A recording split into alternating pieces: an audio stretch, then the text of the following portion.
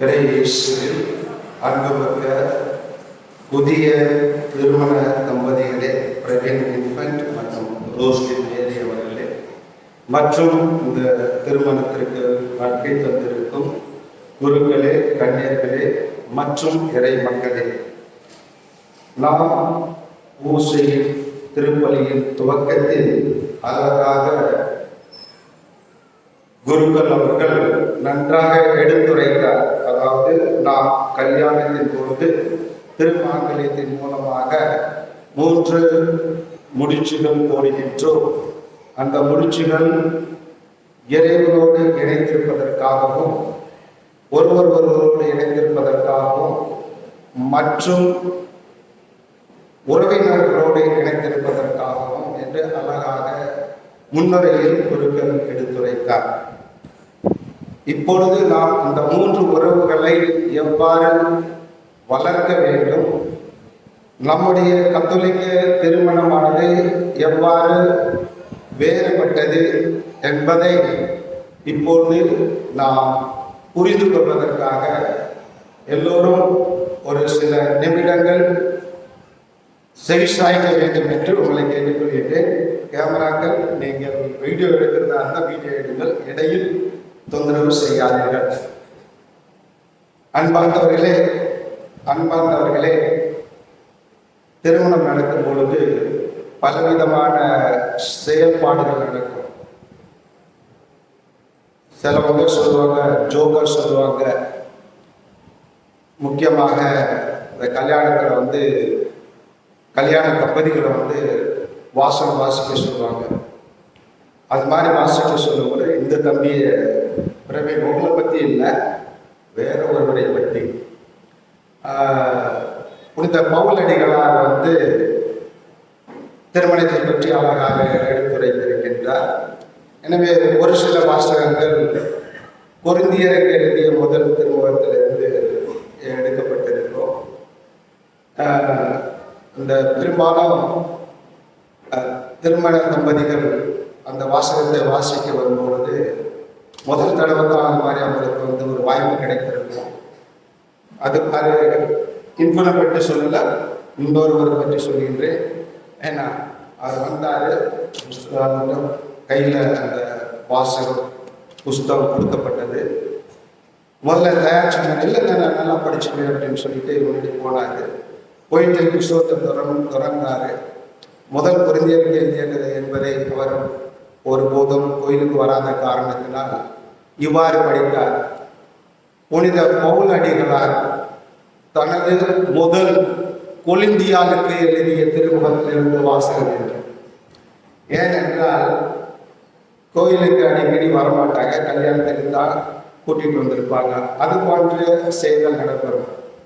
ஆனால் நமது திருமணம், கத்தோலிக்க திருமணம் என்ன, அதனுடைய உள்நோக்கம் என்ன, அதை உள்ளடங்கியிருப்பது என்ன என்று நாம் தெரிந்து கொள்ள வேண்டும். அதற்கு நாம் நமது பைபிளில் இருக்கும் முதல் புஸ்தகம், ரோஸ்லின் உங்களுக்கு தெரியுமா முதல் புஸ்தகம்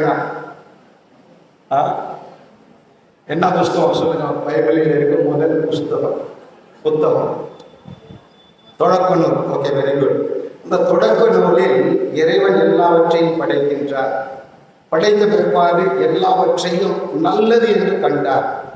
ஆனால் இறைவன் மீண்டும் தனது படைப்பில் ஒரே ஒரு குறையை கண்டார். அந்த குறை என்ன?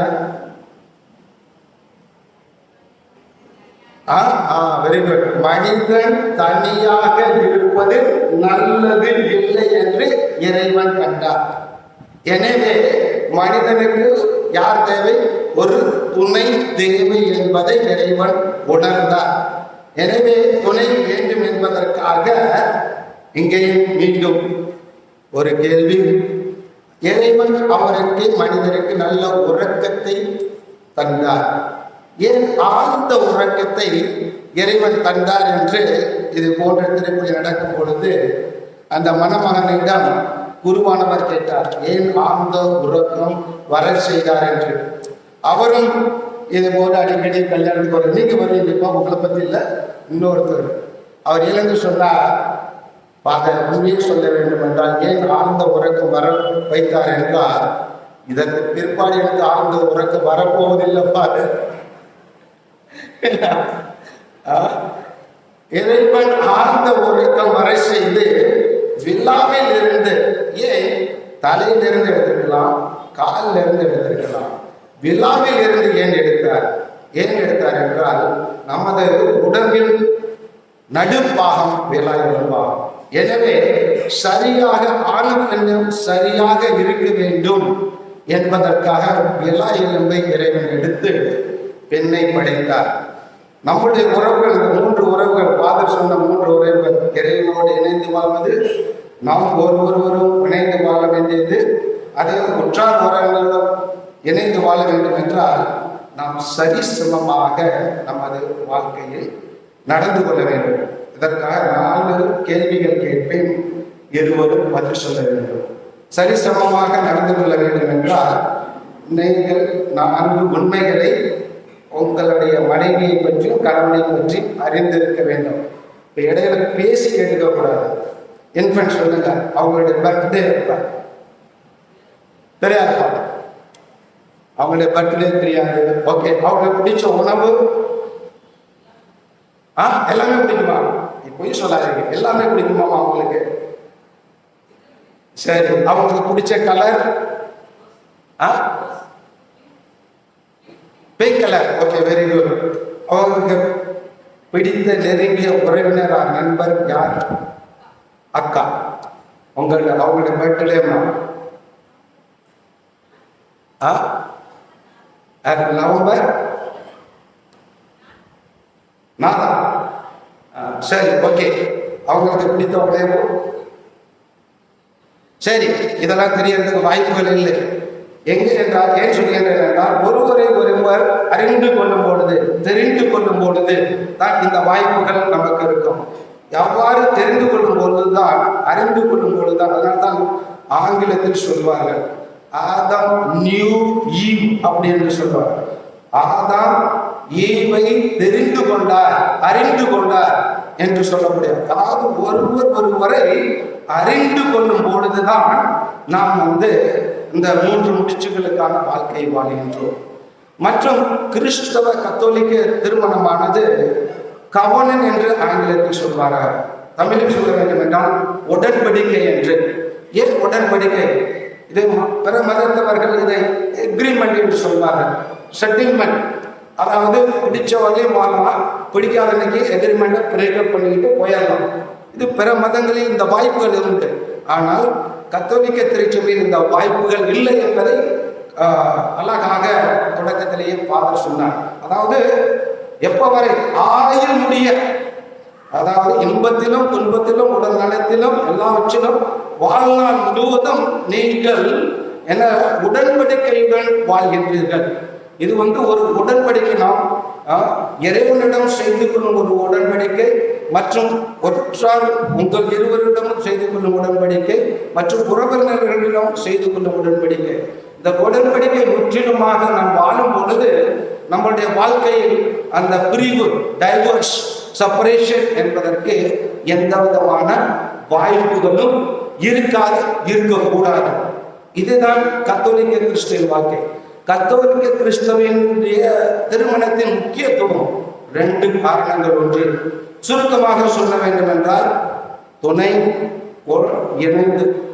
துணையுடன் வாழ்வது, இணைந்து வாழ்வது. அதை விரிவாக சொல்ல வேண்டும் என்றால், நீங்கள் ஒருவருடைய நலனுக்காக நாம் திருமணம் செய்து கொள்கின்றோம். இப்ப நீங்க ஏன் ரோஸ்லினை ஏன் திருமணம் செய்து கொண்டீர்கள் என்று நாங்கள் கேட்டால் பல காரணங்கள் சொல்வீர்கள். அழகாக இருக்காங்க, நல்ல குடும்பத்திலிருந்து வந்திருக்காங்க, நன்றாக படித்திருக்கிறார்கள் என்று சொல்வீர்கள்.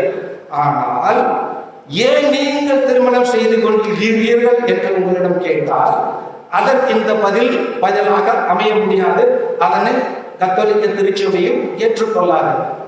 நாம் ஏன் திருமணம் செய்து கொள்கின்றோம் என்றால், ஒரு துணையை தேடுவதற்காக, ஒரு துணையுடன் எப்பொழுதும் வாழ்நாள் முழுவதும் வாழ்வதற்காக.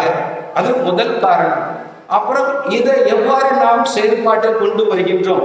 இணைந்து வாழ்வதன் மூலமாக இறைவன் நமக்கு தரும் பலன்கள், அதாவது கனிகள், பிள்ளைகள். இந்த பிள்ளைகளை நாம் நன்றாக திருச்சபையின் முறைப்படி வளர்க்க வேண்டும். சில பேர் எப்படி வளர்ப்பாங்க, ஞானஸ்தானத்தை அன்னைக்கு பிள்ளைங்களை கூட்டிகிட்டு வருவாங்க, புதுநன்மைக்கு கூட்டிகிட்டு வருவாங்க, அப்புறம் கன்ஃபர்மேஷனுக்கு கூட்டிகிட்டு வருவாங்க, அப்புறம் கல்யாணத்துக்கு கூட்டிகிட்டு வருவாங்க, அதுக்கு உருப்படியாக போடுவாங்கன்னு நம்மளுக்கே தெரியும். இது வாழ்க்கை அல்ல.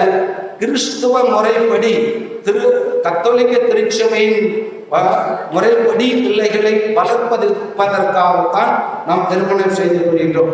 எனவே முதல் நோக்கம் ஒருவருடைய நன்மைக்காக, ஒருவருடைய நலனுக்காக நாம் திருமணம் செய்து கொள்கின்றோம். இரண்டாவது, நமது குழந்தைகளை பெற்றெடுத்து அவர்களை திருச்சபை முறைப்படி வளர்ப்பதற்காக நாம் திருமணம் செய்து கொள்கின்றோம்.